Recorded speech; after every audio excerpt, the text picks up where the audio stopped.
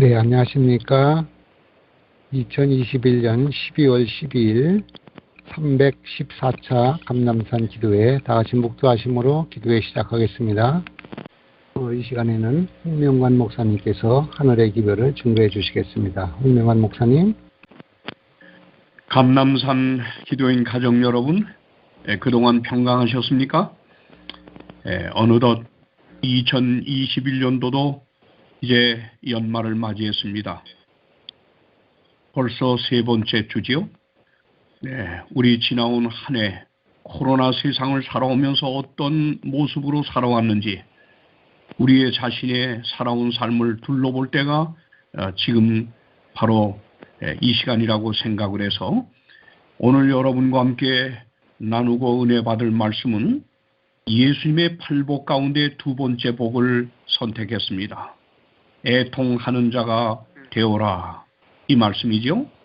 마태복음 5장 4절 말씀, 애통하는 자는 복이 있나니 그들이 위로를 받을 것이며, 시인 유시화 씨의 하늘 호수로 떠난 여행이라고 하는 책이 있습니다.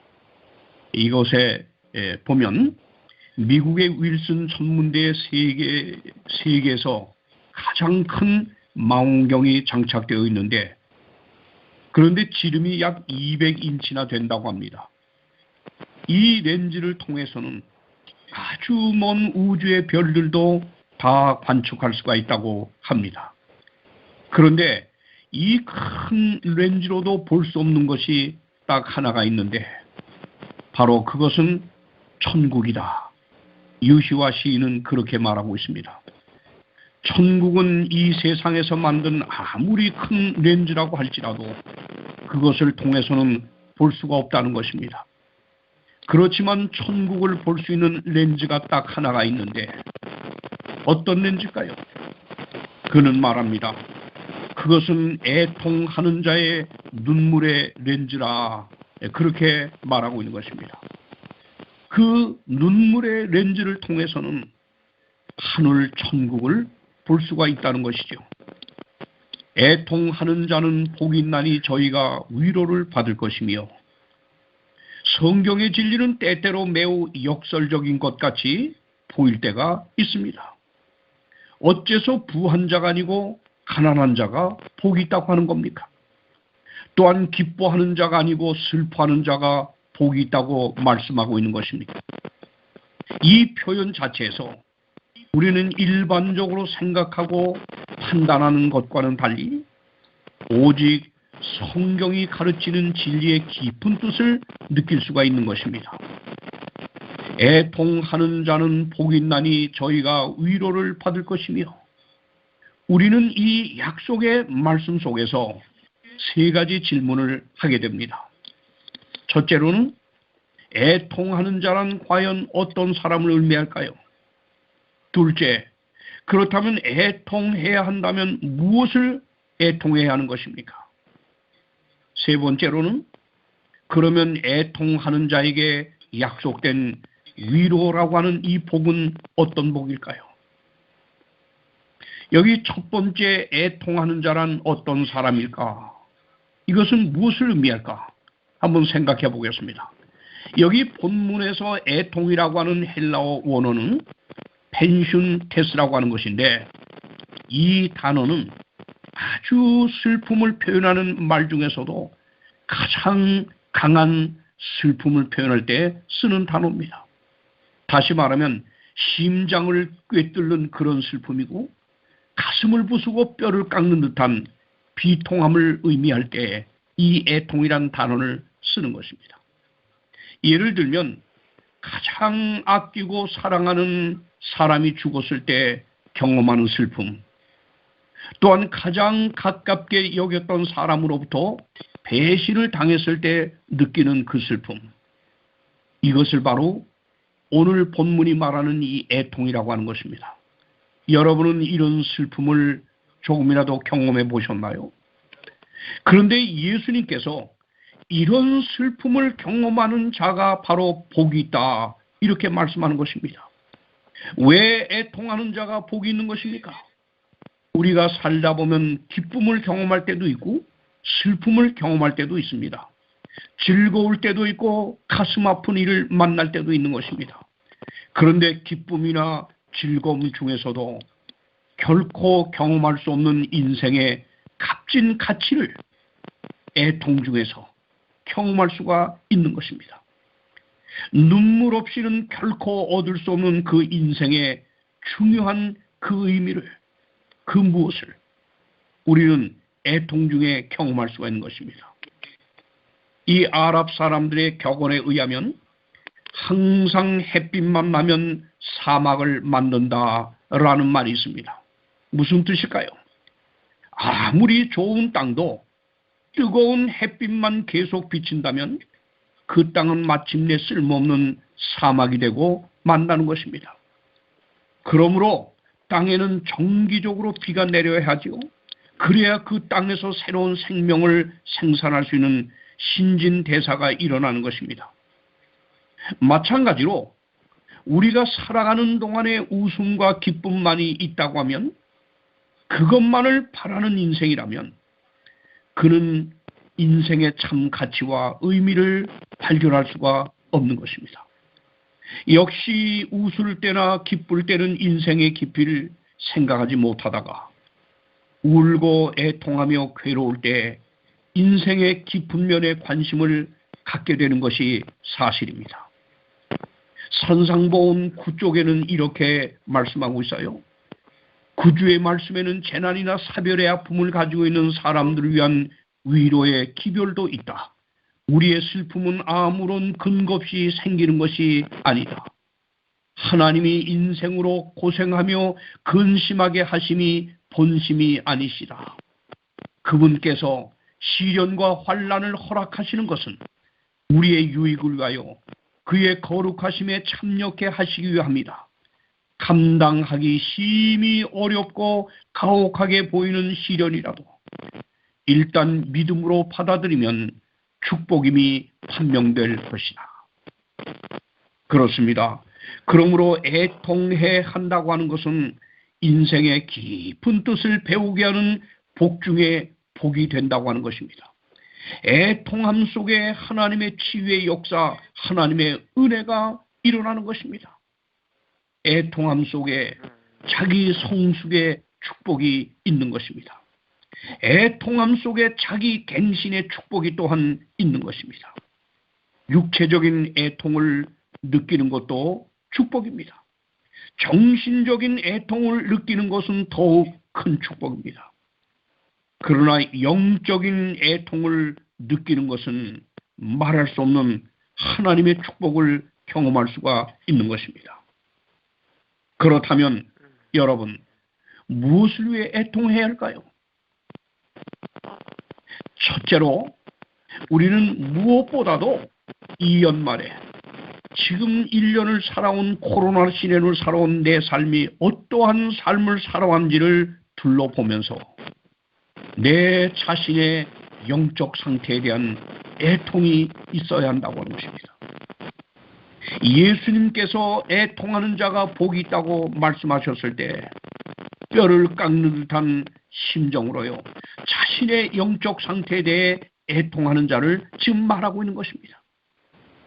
다른 말로 회개의 애통, 그것도 아주 깊은 눈물로 자아내는 그 애통을 말하고 있는 것입니다. 하나님의 은혜가 아니면 도저히 해결할 수 없는 나의 욕심과 자아를 놓고 하나님 앞에 통곡하는 그 애통입니다. 하나님의 뜻대로 살기 원하지만 이 죄된 본성에 날마다 순간마다 이끌려 자주 죄를 범하는 한심한 내 자신을 바라보며 탄식하는 그런 애통입니다. 그러게 사도 바울은 자신의 모습을 바라보며 탄식하기를, 오호라 나는 곤고한 사람이로다. 이 사망의 몸에서 누가 나를 건져내랴. 이런 애통이지요. 오늘 라오디게아 시대를 살아오면서 우리에게 보내시는 하나님의 강력한 요청이 뭐지요? 네, 이 라오디게아 교회 기별의 키워드는 바로 하나입니다. 회개하랍니다. 열심을 내라. 회개하랍니다. 애통을 하지요. 즉 자신의 죄된 본성을 내어놓고 애통하라는 것이에요. 그러나 이 라오디가의 가장 심각한 질병은 무엇일까요? 자신의 영적인 심각한 상태에 대한 애통함이 없다고 하는 것. 이것이 라오디게아 교회가 안고 있는 가장 심각한 문제라는 것입니다. 자신의 죄를 고백하지 않습니다. 애통하지 않습니다.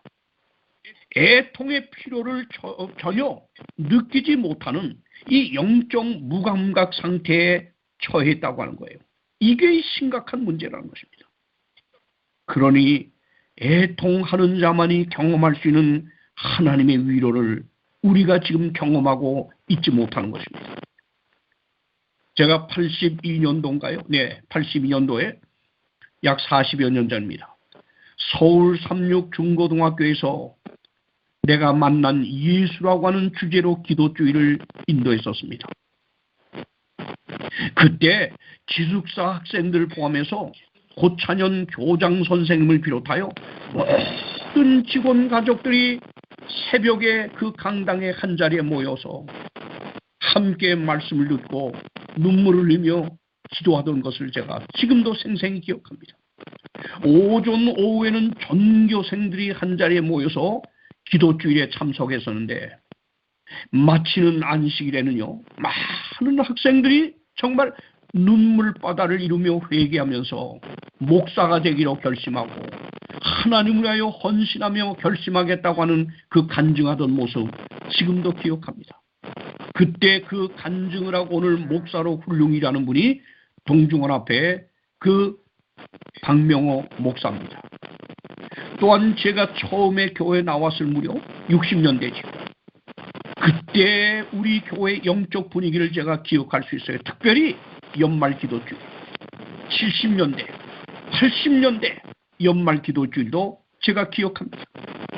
연말 기도주일이 있을 때마다 성도들이 그 추운 겨울에 교회당에 모여 눈물로 회개하는 그 아름다웠던 모습 제가 지금도 기억합니다.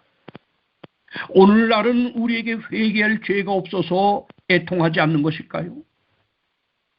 회개의 필요를 느끼지 않는 것입니다. 그만큼 우리의 영적 감각이 무뎌져 버렸습니다. 저를 포함해서. 이것이 가장 우리가 안고 있는 지금 심각한 문제인 것입니다. 그러므로 이 교회 하나님의 위로가 지금 임하지 않고 있어요. 교회 증언 5권 215쪽은 이렇게 권면합니다. 우리가 지금 우리 자신과 우리의 자녀들을 세상에서 흠없이 보존할 때이다. 우리가 우리의 품성의 두루마기를 빨아서 어린 양의 피로 희게 할 때는 바로 지금이다. 우리가 교만과 정욕과 영적 나태를 극복해야 할 때는 바로 지금이다. 우리가 눈을 뜨고 품성의 균형을 위하여 결정적인 노력을 해야 할 때는 바로 지금이다. 오늘날 너희가 그의 음성을 듣거든 너희 마음을 강팍해 하지 말라. 한 총교도인은 이런 고백을 했습니다. 살아있는 신앙인에게는 눈물샘이 마르지 않는다. 사랑하는 여러분, 오늘 무엇보다도 우리 자신의 살아온 일련의 삶을 돌아보며 정말 애통해야 될 시점이 바로 이 연말 12월이라고 나는 생각합니다. 내 자신을 향하여 애통해야 될 뿐만 아니라 우리는 또한 두 번째로 애통해야 될 대상이 있습니다. 누굴까요? 내 자녀들을 한번 둘러보십시오. 우리의 가족들을 한번 둘러보십시오. 그들의 영적 상태를 한번 여러분 살펴보십시오.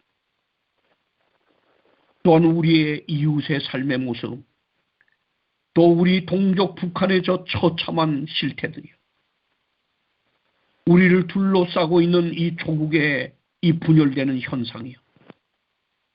이런 사회가 흘러가는 방향을 바라볼 때 우리 속에서 애통할 수밖에 없는 것입니다. 무엇보다 우리 자녀들의 영적 상태를 바라보며 정말 애통해야 하는 것입니다. 저는 요즘 코로나 세상에 자라고 있는 우리 어린 자녀들 볼 때 정말 너무나 안타깝습니다.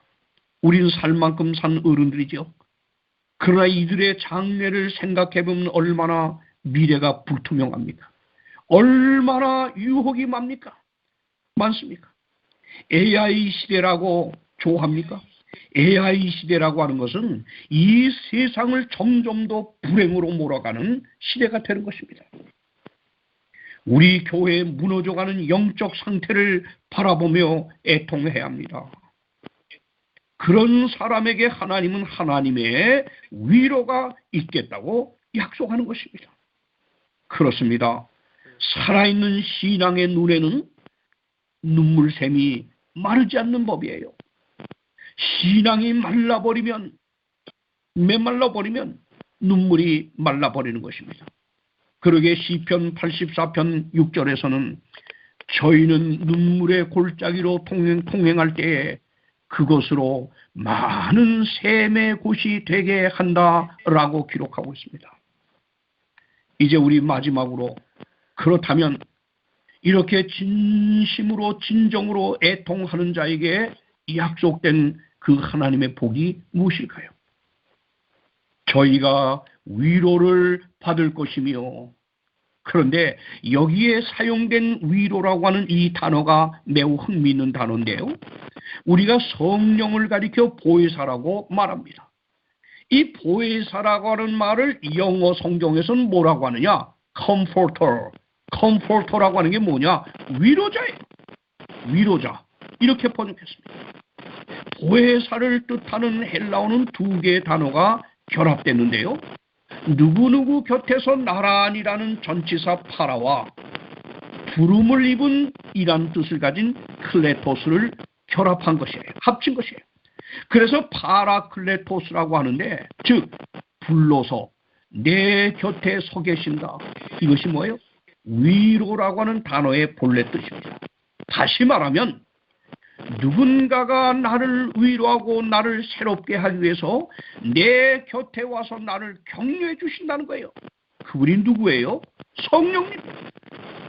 우리가 참으로 애통할 때 성령의 임재가 내 삶에 함께하면서 나를 일으켜 세우고 나를 격려하며 나를 이끌어주면서 나로 심령 부흥을 경험하게 해준다고 하십니다.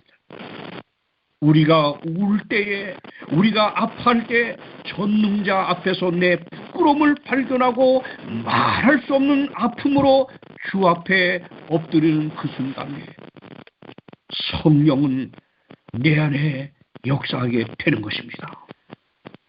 그리고 그 성령은 우리에게 하나님이 나를 받으심에 대한 확신을 심어주면서 우리로 신나는 그리스도인의 삶을 살 수 있도록 이끌어주는 것입니다. 우리가 올린 기도에 대한 응답에 확신을 주신 것입니다. 그리고 마음에 평화를 심어주신 것입니다. 그것이 바로 다윗 왕의 경험 아니었습니까? 내가 탄식함으로 곰핍하여 밤마다 눈물로 내 침상을 띄우며 내 유호를 적시나이다. 시편 6편 6절. 내 눈물이 주야로 내 음식이 되었나이다. 시편 42편 3절.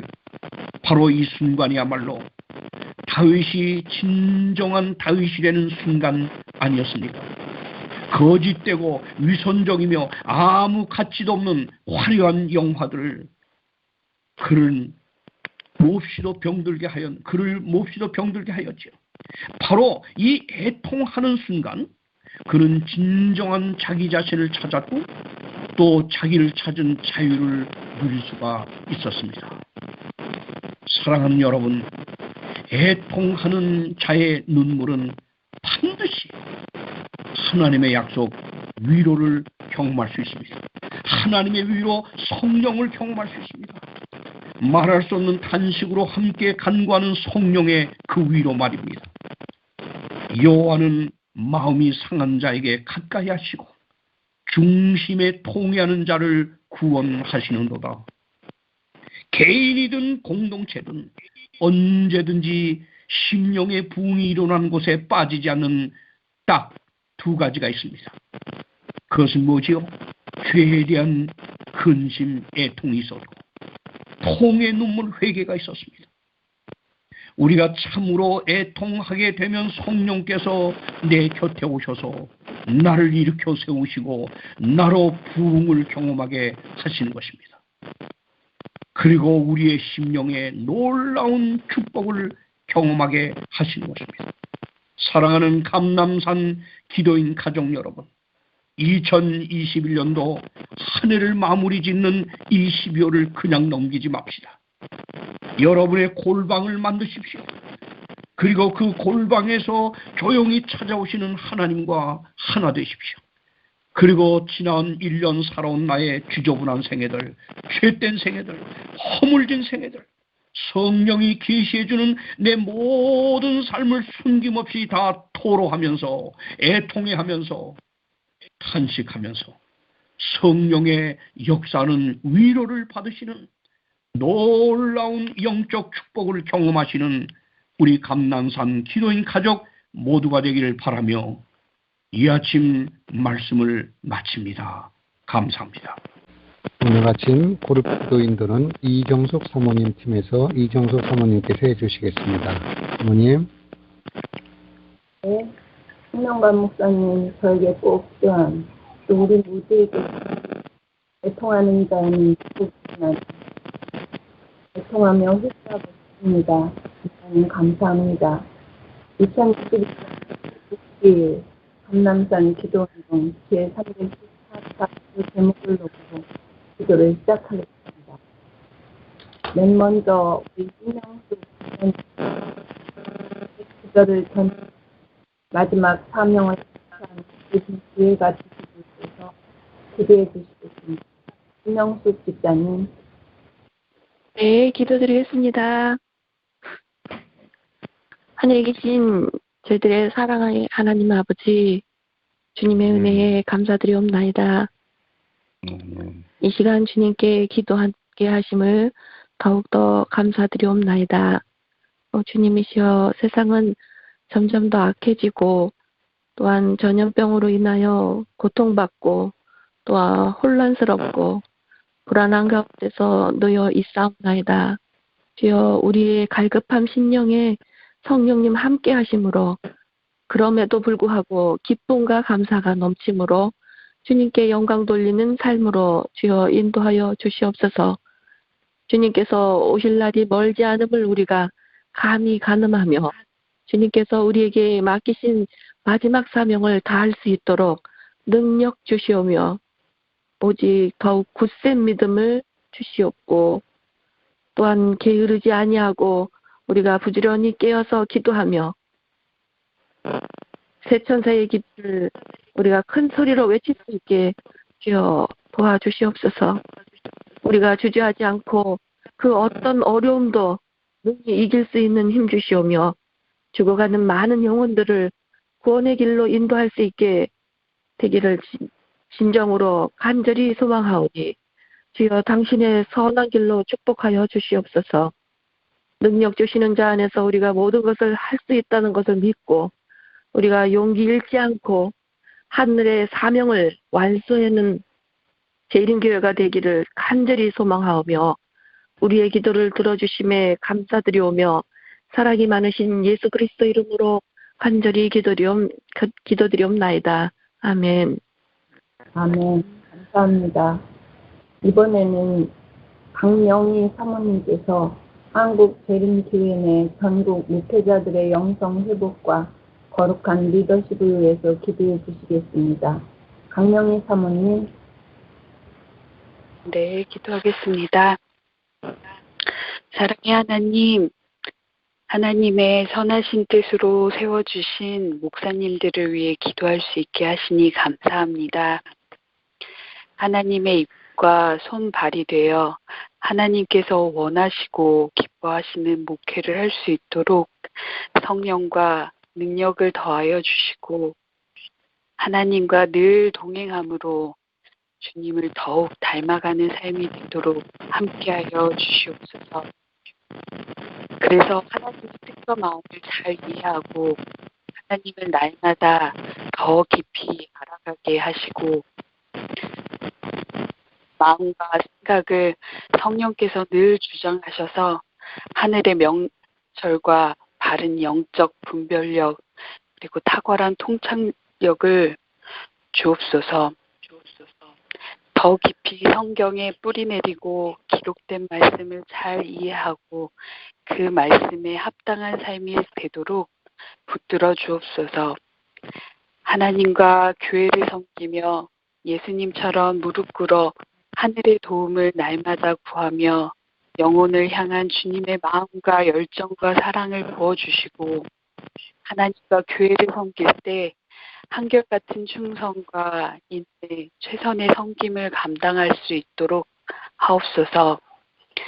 오직 주님의 영광을 사모하며 주님만을 드러내는 성령의 능력으로 강건하도록 지켜주시고 건강과 가족 또한 눈동자처럼 지켜주실 줄 믿사오며 우리의 사랑 예수님의 이름으로 기도드립니다. 아멘. 아멘. 네, 감사합니다. 이번에는 문정신 집사님께서 학교 법인 한국교총과 사립학교법 재개정을 위하여 기도해 주시겠습니다. 문정신 집사님 기도해 주세요. 네, 기도드리겠습니다. 하늘에 계신 우리 아버지 하나님, 이 아침 홍명관 목사님을 통해서 우리의 심령을 다시 깨워주시고 은혜 베풀어 주시어서 감사드립니다. 아버지, 사립학교법 개정안에 관하여 기도드립니다. 사학법 개정안이 2021년 11월 25일에 제정되어 우리 삼육학교의 법인에도 통보되었다고 합니다. 아버지, 개정안이 통과되므로 사립학교가 교사를 채용할 때 필기시험을 시도 교육감에게 위탁해 실시해야 한다는 내용을 담고 있으며 또한 학교의 이사 절반을 개방이사로 강제 증원하고 학교의 장 임용권을 제한 등 사립학교의 인사권을 제한하는 내용이 포함되어 있습니다.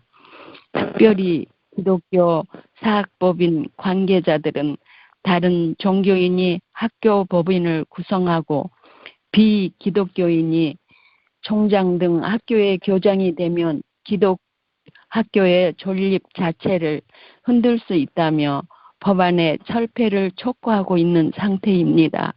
그리고 한국 기독교 모든 단체들은 기자회견을 열고 사립학교의 인사권과 자율성을 제한하는 사립학교법 개정안에 반대한다는 주장을 하고 있는 상황입니다.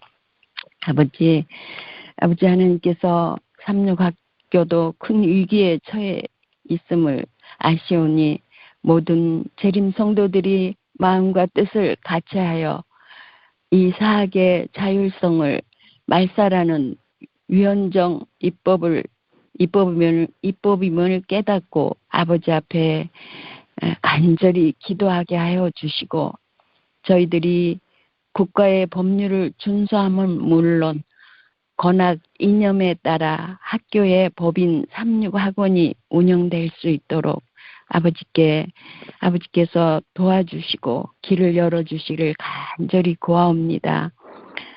100여 년 동안 최선을 다해 성실하고 정직하게 운영해 온 이 학교 법인 삼육학원이 계속적으로 대한민국의 교육에 이바지하며 책임을 다하는 학교 법인이 되며 부디 사학법이 다시 재개정될 수 있도록 아버지께서 이 일을 이끌어 주시고 잘 해결되도록 도와주시옵소서. 오직 능치 못한 일이 없으신 아버지께서 또 없는 것을 있게 하시는 아버지께서만이 이 일을 하실 수 있사오니 우리의 연약한 기도를 들어 주시옵소서. 모든 말씀 우리 구주 예수 그리스도의 이름으로 간절히 기도드립니다. 아멘. 아멘. 감사합니다. 이번에는 특별 중보기도 요청 실판부 문서 전도인을 위해서 우리 이민수 집사님께서 기도해 주시겠습니다. 이민수 집사님. 네, 기도드리겠습니다. 사랑이 많으신 아버지 하나님, 저희들을 늘 사랑하셔서 이렇게 감람산 기도회로 주님 앞에 아뢰 수 있는 귀한 시간을 주셔서 감사합니다. 아버지 하나님, 우리 재림교회 출판부와 또한 문서 전도로 우리가 하나님을 널리 전하고 알릴 수 있는 기회를 주셔서 우리 출판부에서 일하고 또 문서 전도를 함으로써 할 수 있는 그 일들을 코로나19로 인하여서 잘할 수 없게 되어서 아버지 하나님 안타깝고 또 안타깝습니다.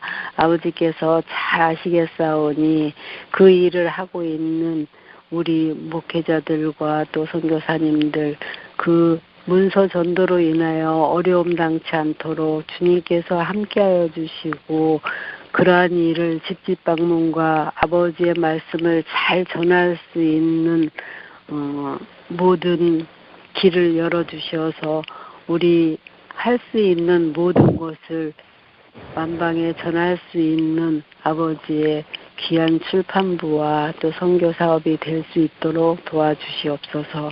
저희들은 연약하고 아버지 앞에 다 전할 수 없지만 그 출판물로 인하여서 온 세계의 아버지의 복음을 전할 수 있는 그날이 하루속히 올 수 있도록 주님 함께하여 주시옵소서. 우리가 마음으로 원하고 또 기도 드릴 때 아버지께서 함께하실 줄 믿습니다. 아버지 하나님, 출판부에서 일하시는 목회자님들과 또한 선교사님들 또한 우리 각 여러 집사님과 장로님들이 모든 일을 잘 할 수 있고 진행할 수 있도록 주님께서 함께하여 주시옵소서. 아버지 하나님, 코로나19로 인해서 우리가 할 수 없는 모든 일이 코로나19가 종식됨으로 마음대로 집집 방문도 할 수 있고 또 나가서 전할 수 있는 그 통로를 하루속히 그날이 오기를 기도드립니다. 주님 함께 하셔서 우리에게 모든 것을 잘 진행할 수 있도록 도와주시기를 간절히 간구하오니 주님께서 함께하여 주시옵소서. 모든 말씀 예수님의 귀하신 이름으로 감사드려오며 기도드려옵나이다. 아멘. 아멘.